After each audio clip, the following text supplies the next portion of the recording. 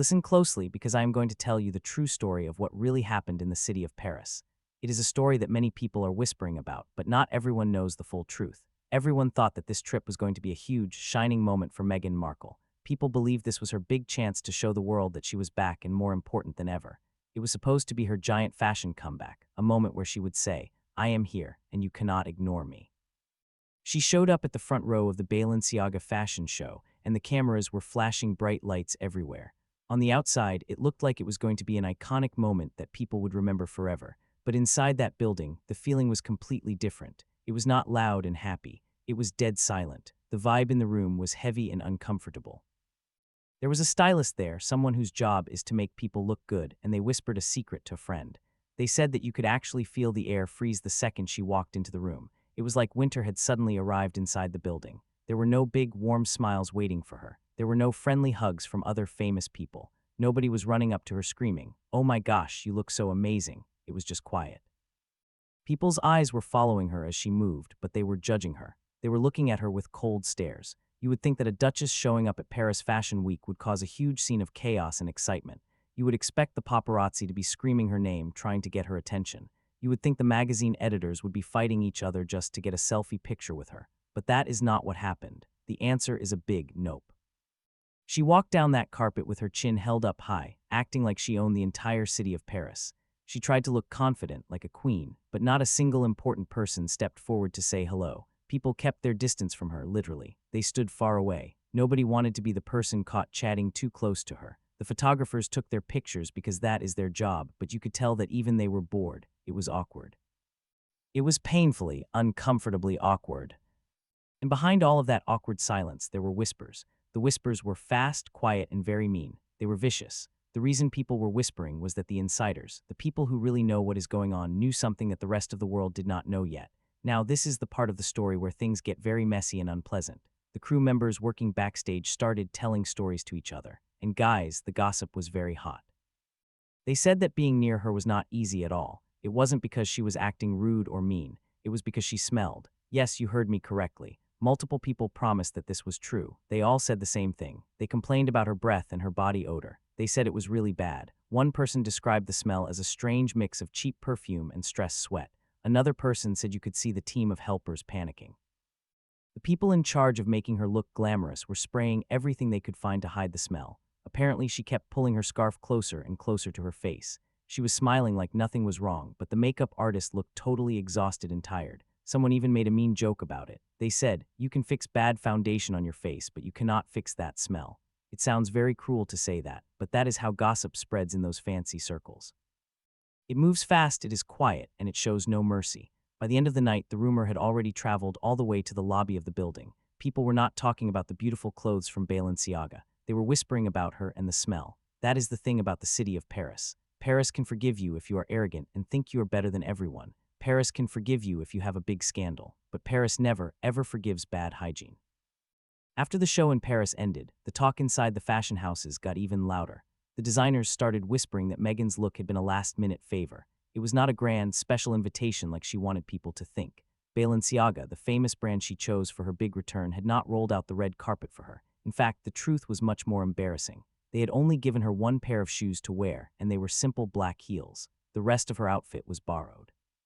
It was not a gift. In the world of famous people, getting free gifts is a big deal. But these clothes were not hers to keep. The clothes didn't fit her perfectly because they were never made for her. There was no tailoring to make them fit her body. There were no custom adjustments. There was no personal touch. In the fashion world, this sends a very quiet but clear message. The message is, you are not part of our circle. For big celebrities, getting free clothes is a sign of status.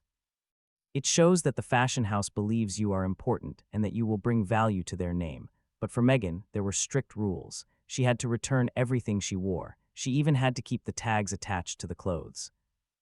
Now this is where the story stops being just awkward and starts getting creepy and strange. When people in Paris said that Meghan took a little drive through the tunnel, they didn't mean she was just stuck in traffic. They meant that tunnel, the Pont de l'Alma tunnel. This is the exact same place where Princess Diana lost her life in a car crash many years ago. At first, people thought it was just a coincidence. They thought maybe she drove through it by mistake. Then her own team claimed that she didn't know that was the specific spot where Diana died. But the people who knew her well and knew about her obsession with Diana could not believe that. They didn't buy it. Insiders whispered that she had filmed herself there on purpose. They believed she wanted to travel the exact same path to make people feel emotional. They thought she was trying to blur the line between herself and Diana, the woman who the world loved so much. It is the kind of act that makes you question everything about her. You don't just question her choices, but you question her mind. How could a woman who is so smart and educated not know the history of that tunnel? How could someone who knows so much about the media not know? Her closest friend once said that when they were younger, they used to watch Diana's funeral on TV over and over again. She had studied Diana's story. She knew every tiny detail. So how could she not know about the tunnel? The answer is simple. She did know, and that makes it much worse. And then there is the hypocrisy. Hypocrisy is when you say one thing but do the opposite. When Meghan first stepped into the royal spotlight, she called the press cruel. She said they were dangerous and obsessed with her. She said the British media destroyed Diana and that she and Harry were going to be the next targets. But behind the cameras, a different truth was waiting quietly. The same woman who blamed the British press for using tragedy to make money was now working with CBS. CBS is the American TV network that bought and showed the photos of Princess Diana dying in her car. It was the very same network. Those pictures were not just from British tabloids. They were used for profit by an American network. CBS paid money for them, put them on TV, and used Diana's final sad moments to get more people to watch their channel, and who gave them exclusive interviews many years later. Meghan and Harry did. It is a detail that very few people talk about, but it changes the whole story.